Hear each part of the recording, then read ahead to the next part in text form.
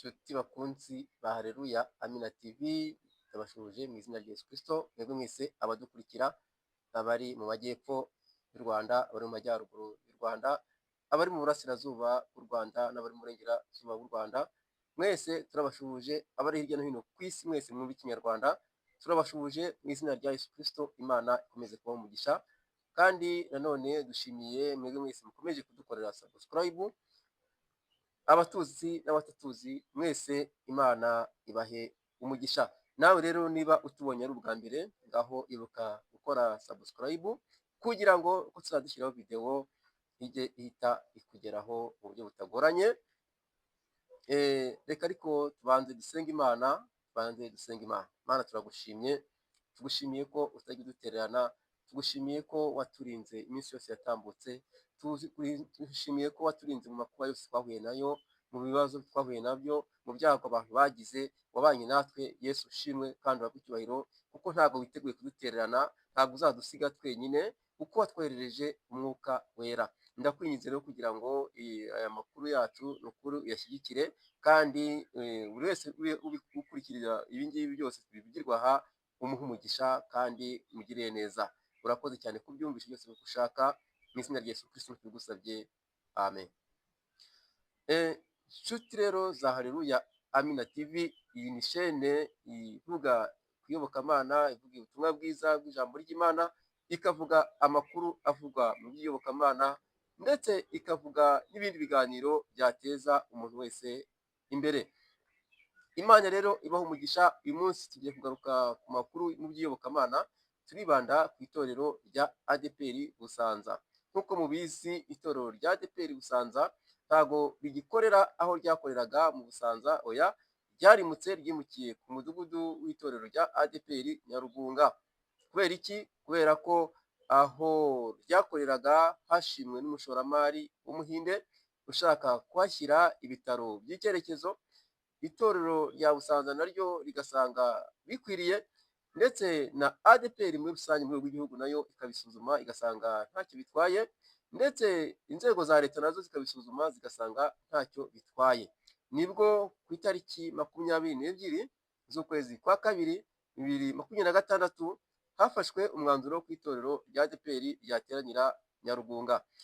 Nyarugunga nikigerayo, abakristo ba ADEPR Busanza barakubise baruzura, aho bari bahawe gusenga iteraniro ribanza rya mu gitondo ritangira saa 2 rikarangira saa 4:20. Abakristo barakubise baruzura, baba benshi cyane, binezeza abashyitsi bari bahateraniye. Umuyobozi ndetse n'umuyobozi w'itorero rya ADEPR Busanza nawe yarishimye, nyakubahwa Musengimana Leonard.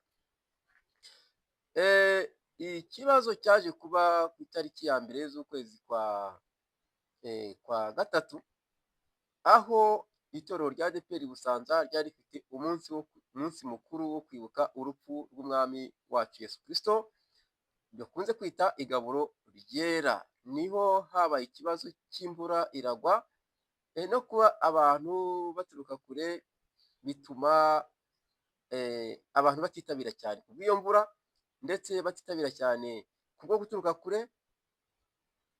Nibwo umuyobozi w'itorero yahise ateranya inama umwanya mutoya y'abakristo ndetse n'abadiyakoni ndetse n'inama mpuzabikorwa, bahita bafata umwanzuro ko igaburo cyangwa se umunsi mukuru wo kwibuka urupfu n'izuka by'umwami wacu Yesu Kristo byajya bikorwa ku cyumweru cya nyuma cy'ukwezi, ari cyumweru baba bateraniyeho, abakristo baba bahuriyeho ari benshi, mu rwego rwo kugabanya n'iminsi myinshi abakristo bakenyera gukoresha. Abakristo rero ibyo barabyishimiye, kandi babifataho n'umwanzuro, basanga ntacyo bitwaye. Ikindi cyavugiwemo ni urusengero, ikibanza cy'urusengero rwa ADEPR Busanza gishya kitari cyagurwa. Umuyobozi yasobanuriye abakristo ko ikibanza kitari cyagurwa kubera ibyangombwa bituzuye byabonetsemo, ariko biri mu gushakwa na nyiri ikibanza, nabibona hazahita hishyurwa, ko ariyo mpamvu ibitindije. Naho ubundi arimo arabikurikirana, kandi no mu itorero rya ADEPR mu rwego rw'igihugu naho barabikurikirana, ndetse na pura y'urusengero yarakozwe, kuko hazubakwa urusengero rw'icyerekezo rugezweho, etaje igeretse, kandi abayobozi b'igihugu, ab'umurenge, ab'akarere bakaba barashimye aho icyo kibanza kiri, ko ntacyo byaba bitwaye hubatswe urusengero.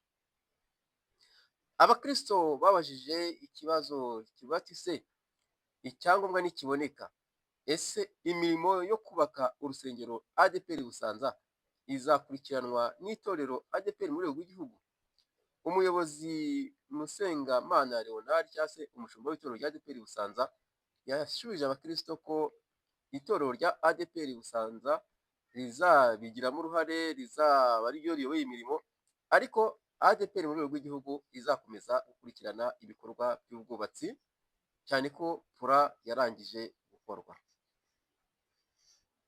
Imana rero ikomeze ibampere umugisha, ariko bitinde bishyire kera, ikibanza cy'urusengero ADEPR Busanza kizishyurwa kandi rwubakwe, kuko urusengero rwa ADEPR Busanza rwavuzweho n'Imana. Nk'umusesenguzi, birashoboka ko urusengero rwa ADEPR Busanza, nk'uko abahanuzi bagiye babivuga, n'ubundi koko rushobora kuzaba paruwasi, cyane ko mu ivugurura rya ADEPR, ya gahunda za ADEPR, mw'ino minsi bivugwa ko hashobora buri murenge ugomba kugira urusengero rumwe rwonyine.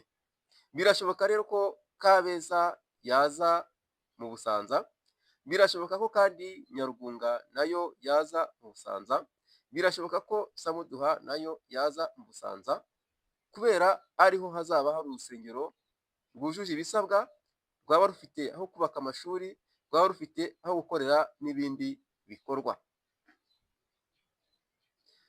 Urusengero ruzubakwa rwose kandi rwuzure, kandi azaba ari urusengero rw'icyubahiro, kuko mu buhanuzi bwagiye buvugwa, n'ubundi abavugaga bose bavugaga ko urusengero barimo kubona atari urwari ruhubatse. Tubibutse ko urusengero rwa Nyarugunga ubu ngubu aho Busanza ikorera cyangwa se aho icumbikiwe, imirimo yose ikomeje gukorwa uko yakorwaga nk'itorero rya ADEPR Busanza, amaturo bayatura uko byari bimeze.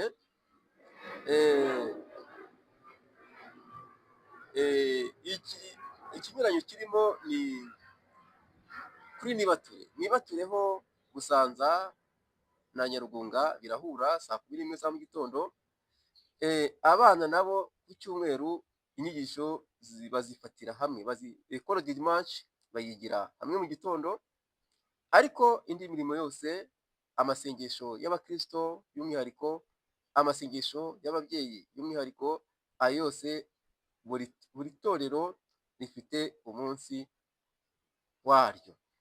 Wowe rero utaraza gusengera Nyarugunga ADEPR, utarahagera, rwose urimo urahomba, kuko hari ibihe byiza cyane, ndabibakumbuje. Njyewe akenshi mba mpari, gusa ibintu biba bimeze neza rwose. Ni karibu, nubwo ari kure, ariko ijambo ry'Imana riratubwira ngo ababibabarira bazasarura bishima. Ndabashimiye rero mwebwe mwese abakomeje kudukurikira, kwibutsa ko wajya, niba warakoze gukora subscribe, watangira ukajya ukora share, cyangwa se ukajya hasi ya video aho hantu hari agafureshe ukahakanda, hahita hakwinjiza ku bantu ugomba koherereza, ukaboherereza aya makuru nk'aya, kugira ngo nabo bajye bayamenyera ku gihe. Imana rero ikomeze ibahe umugisha mu izina rya Yesu Kristo, amen.